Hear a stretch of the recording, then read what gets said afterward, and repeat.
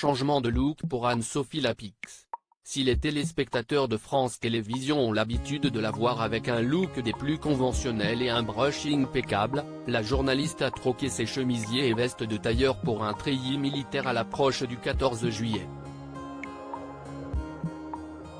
Hey Juliane Bugier, il n'y a pas que toi qui portes l'uniforme, a-t-elle plaisanté sur Instagram, ce vendredi 7 juillet, en interpellant en story son collègue de France 2. Béret militaire visé sur la tête et chaussures montantes de randonnée aux pieds, notre consoeur se présente sur le cliché au garde à vous. Si la présentatrice du 20h de France 2 prend la pose dans un tel uniforme, c'est parce qu'elle est en immersion au Centre national d'entraînement commando, basé dans les Pyrénées-Orientales et qui fête cette année ses 80 ans.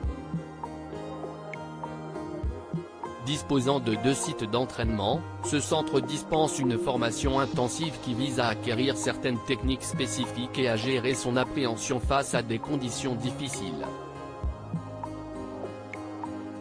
Si la journaliste de 51 ans n'a pas précisé combien de temps durait son immersion, France Télévisions a d'ores et déjà promis un programme hors norme qui ne devrait donc pas la ménager. Le reportage d'Anne-Sophie Lapix sera à découvrir sur France 2 le vendredi 14 juillet, en marge du défilé militaire sur les Champs-Élysées. Anne-Sophie Lapix, Léa Salamé, Pascal Praud.